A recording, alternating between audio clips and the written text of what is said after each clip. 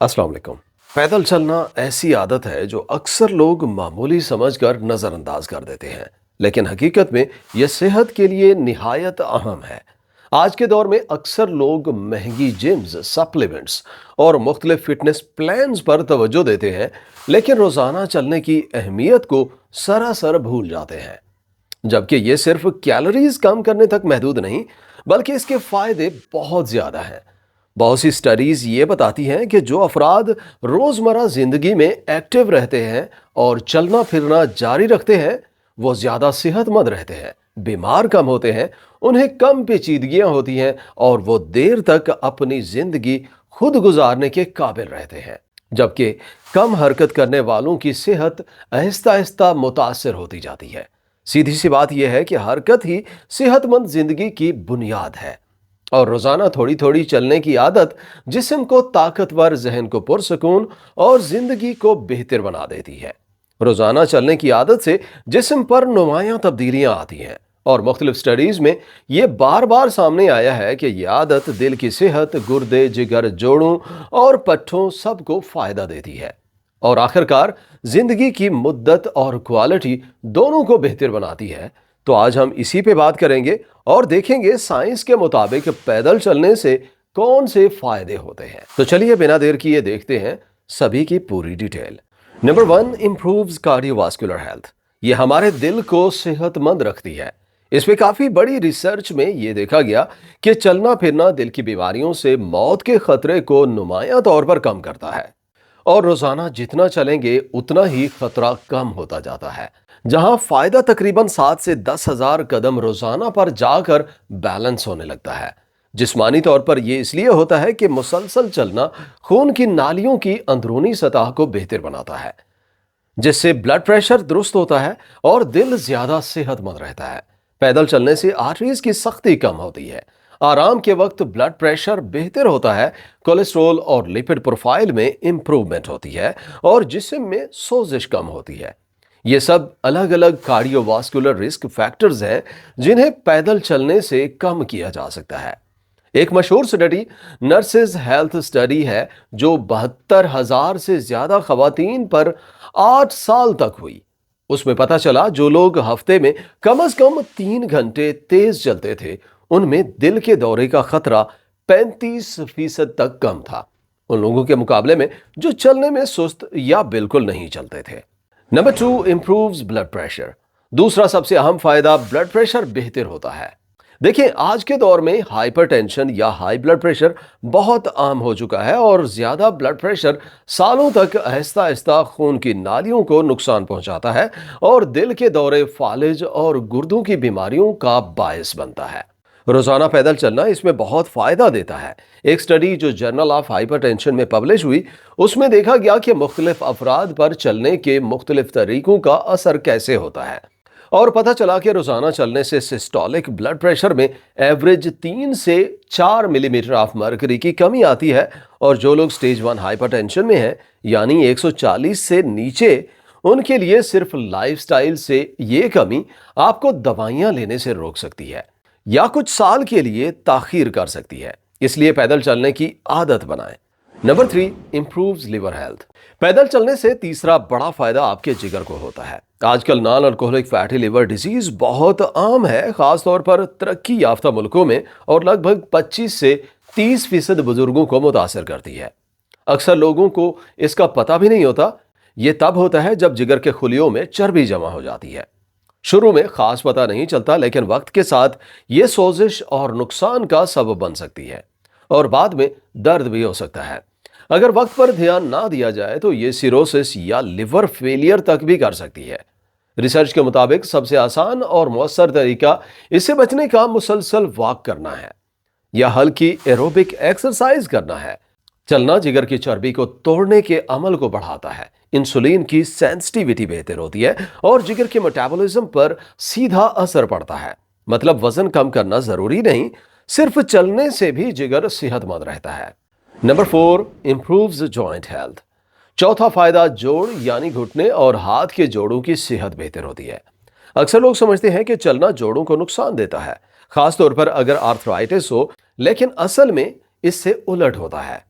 जोड़ों के अंदर कुशनिंग टिश्यूज को सिर्फ जोड़ों के अंदर के फ्लूइड से ग़िज़ा मिलती है और ये फ्लूइड तभी सर्कुलेट होता है जब आप चल रहे होते हैं।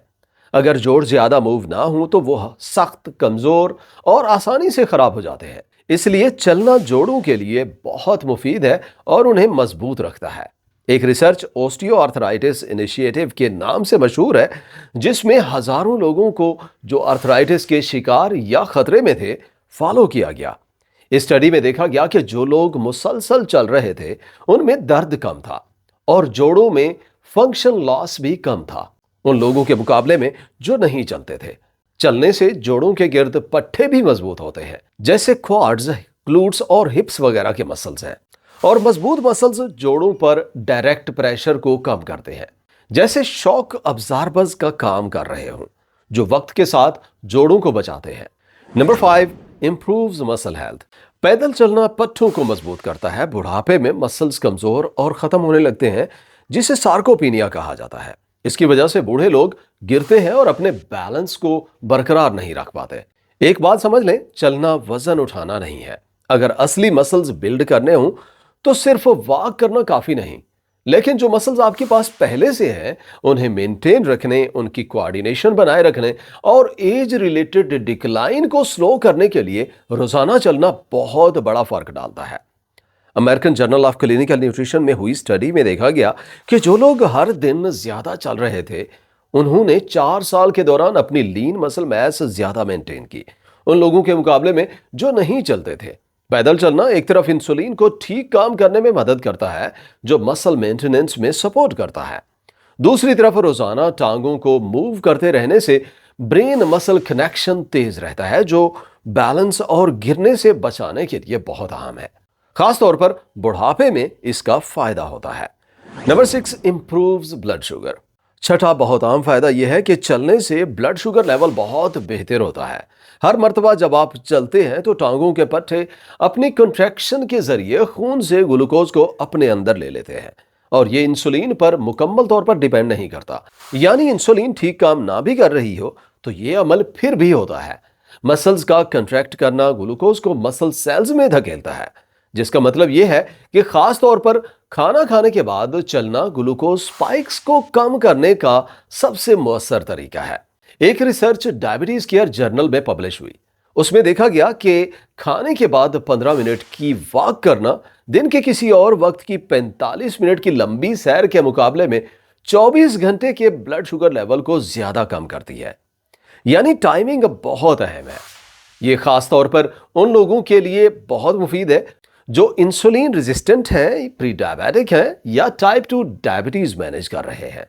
ये एक छोटी बात नहीं बल्कि एक जबरदस्त टूल है जो बिल्कुल मुफ्त है और इसके कोई साइड इफेक्ट भी नहीं है। मुसलसल चलने से खाने के बाद ग्लूकोज कम रहता है, एवरेज इंसुलिन लेवल्स कम होता है, खून की नालियों पर जो ग्लाइकेशन का नुकसान होता है वो कम होता है और वक्त के साथ क्रोनिक बीमारियों में भी कमी आती है। Number 7, improves kidney health. सातवां बड़ा फायदा गुर्दों को होता है। एक बड़ी स्टडी में 6000 से ज्यादा लोगों को जो क्रोनिक किडनी डिजीज में शामिल थे तकरीबन कुछ साल तक फॉलो किया गया और पाया गया कि जो लोग मुसलसल चलने की आदत रखते थे उनमें गुर्दे की बीमारी आगे बढ़ने और किडनी फेलियर के खतरे का इम्कान काफी कम था उन लोगों के मुकाबले में जो बिल्कुल नहीं चलते थे या सुस्त रहते थे। और ये सब इंपॉर्टेंट वेरिएबल्स को कंट्रोल करने के बाद भी हुआ। यहां बहुत से तरीके काम करते हैं। मुसलसल चलना ब्लड प्रेशर कम करता है, जो सीधा ग्लोमेरुलस गुर्दे के जो छोटे फिल्ट्रेशन यूनिट्स होते हैं उनके अंदर फिल्ट्रेशन प्रेशर को कम करता है। और लो ब्लड प्रेशर गुर्दे को नुकसान पहुंचाने की रफ्तार को स्लो करता है।